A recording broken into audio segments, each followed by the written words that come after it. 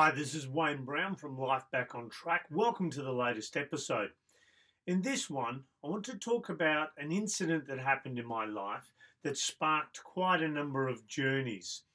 And it came from the most unlikely of sources. You see, my father, who was the instigator of these journeys, was and still is someone who tends to keep his opinion to himself in regards to your life. So he's not always forthcoming with advice or anything like that. So many years ago, when my first wife left, I was visiting my father, and this was only probably about 5 or 6 months after the separation. So everything was still very raw. I was still processing a lot of things. And as we were visiting my father, we were out in the backyard and my sons were playing. My father and I were talking, and as we were playing, my youngest son did something that displeased me. So I suppose it was probably an impulse rather than a thought out action, is I smacked his bum. And my father, who, bless him, is, like I said, not someone who normally puts forward an opinion or a statement in that sort of context, but he looked at me and he said, "Why are you taking it out on him?" Now, at the time, it didn't really hit me with any massive magnitude.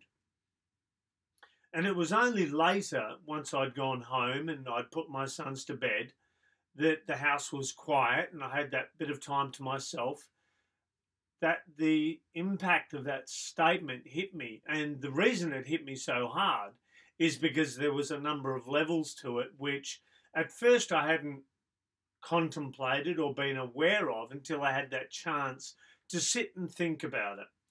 And the crazy thing is that sometimes our best lessons can come from the most unlikely places, at the most unlikely times, and in the most unlikely method.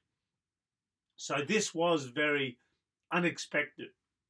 So I sat there thinking about the different levels of this statement that my father had made. And on the surface, it would look relatively simple. But the more I thought about it, it made me look at my parenting and the safe space that I was creating for my sons so that they could also come to grips with their parents splitting up, because that situation wasn't just about me. It wasn't just about their mother. It was about them as well. So it got me thinking about that.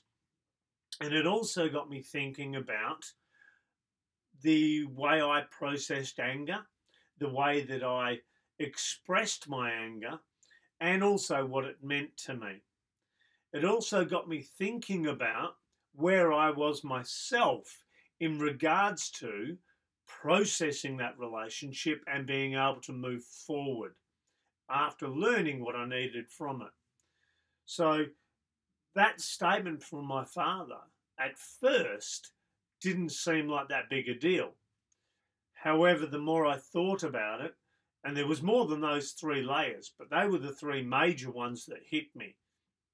And it got me thinking about those. So it really got me thinking about my role as a parent, my role as a father, my role of creating a safe space for my sons so that when they came over, they were comfortable with me.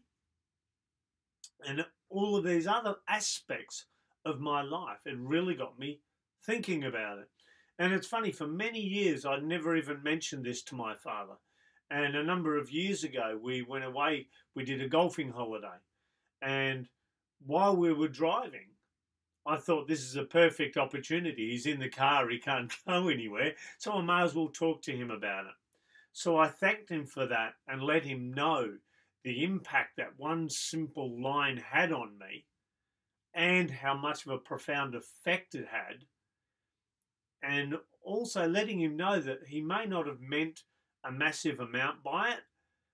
It did, however, make a massive difference to my life, the way I processed my anger and looked at my anger and expressed my anger also. And that looking at my anger and stuff also impacted my relationships, my friendships, all these different aspects. It just had a domino effect on many different areas of my life. So the reason I wanted to tell you this story is I wanted to make you aware that sometimes the thing that will flip your life around can be right in front of you. It can be a song, it could be a lyric, it could be a book that you read, it could be a offhand comment like my father's, where something can open you up to a new you, a new version of you, an aspect of you hadn't contemplated before. So this episode was more about getting you to think about where your lessons are coming from, because sometimes our best teacher can be right in front of us and we don't even realize it. A teacher that I love to use as children reminds me to chill out a bit, relax, be in the moment and enjoy life and use my creativity. And having those sorts of people in my life make a big difference. So look for your teacher so you can be the student, and also be aware that sometimes you're the teacher for someone else who's a student. So that's it. A nice deep philosophical pondering for this episode. Go out, look for your lessons, become that best version of you so that the people you love and care about can get the best version of you. All right, that's it. If you've got any questions, fire them through. Otherwise, we'll catch you on the next podcast.